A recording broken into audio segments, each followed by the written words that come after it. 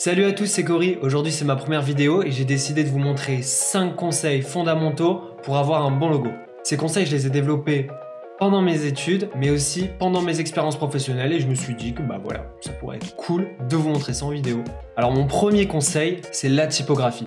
La typographie c'est vraiment trop sous-coté alors que ça a vraiment une place majeure dans un logo quand il y en a évidemment. Mais vraiment c'est super important que votre typographie ou votre police, c'est la même chose, elle soit en adéquation avec votre secteur. Faut pas que vous vous éparpillez. Si vous devez faire un logo pour une agence de digital, donc avec un secteur d'activité vachement moderne, vous allez utiliser une typo moderne, comme la Gotham ou l'Helvetica. Mais si demain vous devez faire un typo pour par exemple un métier manuel, donc vraiment ancien comme un menuisier ou un boucher, essayez d'utiliser vraiment une typo avec peut-être des empattements, histoire de rappeler vraiment le corps du métier qui s'utilise avec les mains et qui date un peu des secteurs d'activité qu'on a l'habitude de voir aujourd'hui. Si vous suivez vraiment ces conseils-là, votre typo va complètement se détacher de votre logo et c'est un bon point. Comme par exemple le logo de Coca-Cola. La typo, elle date de 1905, donc ça fait quand même vachement longtemps, mais elle s'est détachée complètement de l'identité de Coca et maintenant on identifie Coca à cette typo et non pas l'inverse. Et ça c'est vachement important et ça va vous faire gagner des points après avec vos clients. Parce que ça va crédibiliser votre logo et ça va les mettre en confiance. Mon deuxième conseil, c'est les couleurs. Elles sont un peu trop mises aléatoirement alors qu'elles expriment vraiment quelque chose. Si on n'a jamais vu le logo Louis Vuitton ou Chanel en rouge, c'est bien pour une raison. Les couleurs, elles ont leur identité et ça, faut pas leur enlever. Et ça va beaucoup plus loin que l'eau égale le bleu ou le vert égale la nature. Ça va beaucoup plus loin que ça et je vous mets un tableau juste ici pour découvrir à quoi correspondent les couleurs. Vous pouvez aussi utiliser la roue chromatique qui va vous montrer l'opposé de votre couleur primaire.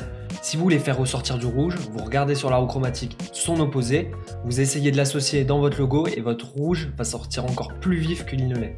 C'est utilisé dans plein de secteurs et surtout dans le monde du sport. Il y a des équipes comme le PSG, le FC Nantes ou Lyon qui utilisent cette couleur opposée pour faire ressortir leur couleur primaire. Alors mon troisième conseil, c'est la lisibilité.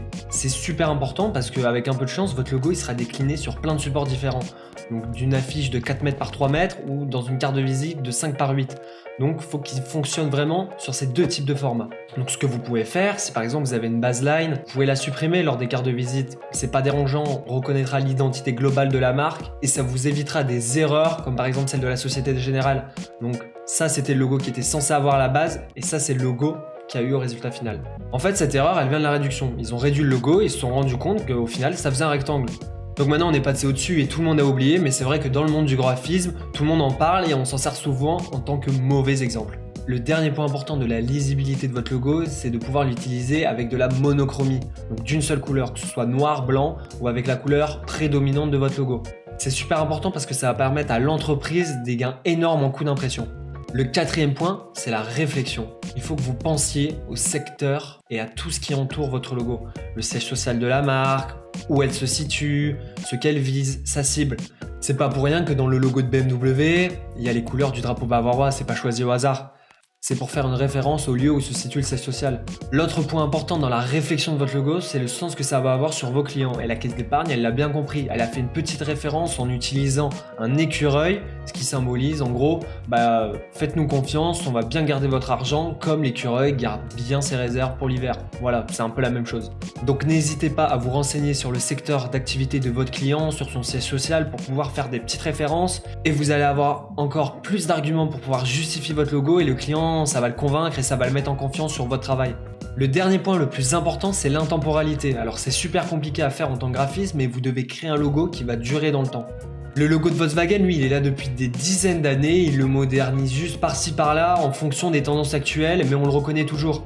La question que vous devez vous poser quand vous créez un logo, c'est est-ce qu'il fonctionnera toujours dans 20 ans? Si c'est pas le cas, essayez de modifier par exemple l'approche, donc l'espace entre les lignes, peut-être essayer de changer de typo, même si c'est juste au niveau de la graisse, ou par exemple juste décliner la nuance de la couleur.